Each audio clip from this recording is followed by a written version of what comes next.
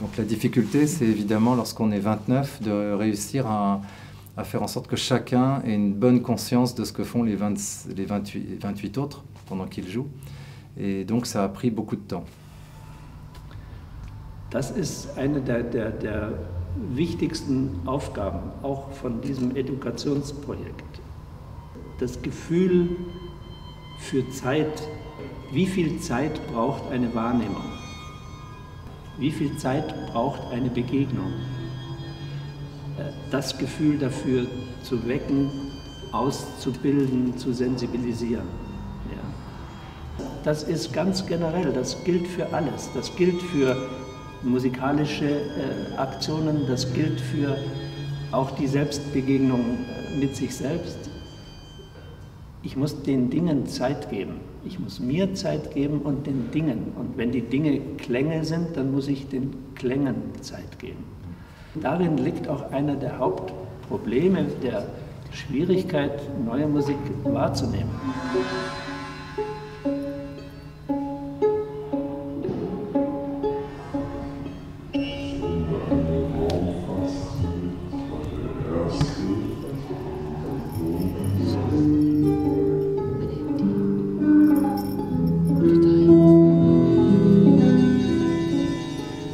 Voilà, donc l'idée c'était de trouver à chaque fois la musique des deux principales pièces visitées.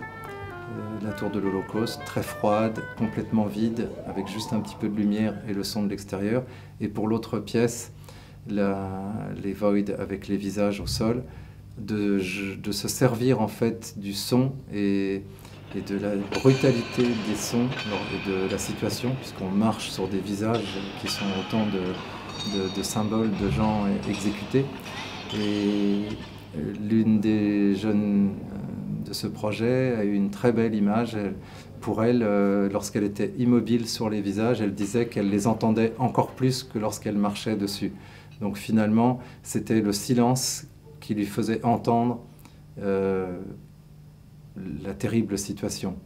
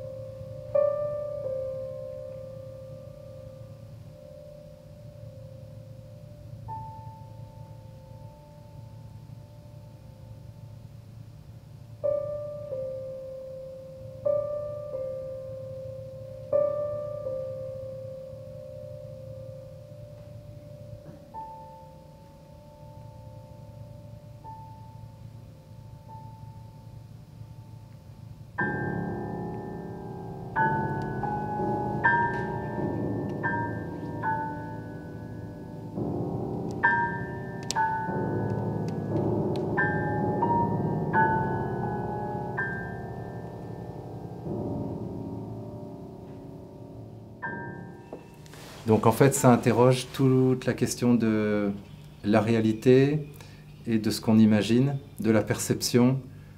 Et donc ça a changé complètement la relation au silence, où quand même beaucoup ont ressenti que le silence était un très bon moyen de s'apaiser et de trouver le calme. Donc en fait, de temps en temps, je revenais sur les explications de remettre en cohérence ce qui s'est passé au musée, ce qui s'est passé en eux et ce qui se passe avec la musique, pour qu'ils gardent l'idée que ce n'était pas un projet musical, simplement un projet musical où on fait deux jolies pièces musicales, mais où on ne doit pas oublier cette idée du musée, des espaces architecturaux, etc. Donc en fait, notre projet, c'est pas simplement de faire de la musique ensemble, c'est aussi voilà, que chacun trouve sa place. Puisqu'en fait, un bon groupe, c'est un groupe où tout le monde joue ensemble. C'est pas simplement un groupe où chacun joue ce qu'il a à jouer.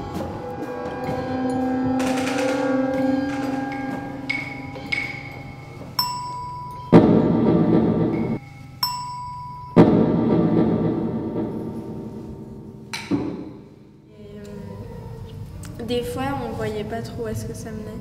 parce qu'on nous disait c'est bien, c'est bien, c'est bien, c'est très bien ce que vous faites. Et en fait, par exemple pour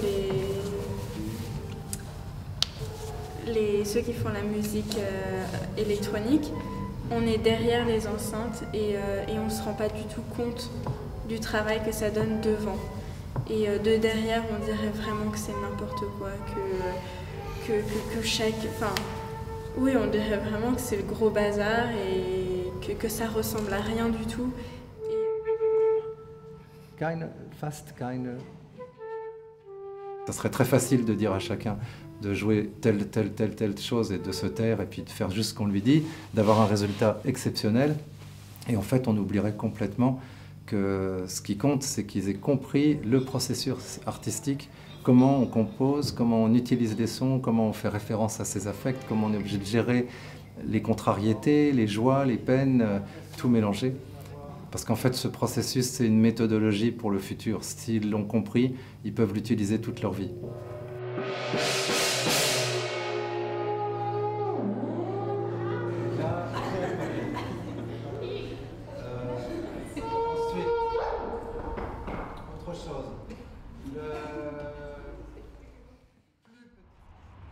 Am Ende ihres Workshops führten die Jugendlichen in der Hamburger Kulturfabrik Kampnagel ihre Kompositionen das erste Mal auf. Im Publikum ihre beiden Vordenker, der Architekt Daniel Liebeskind und der Komponist Nikolaus Brass.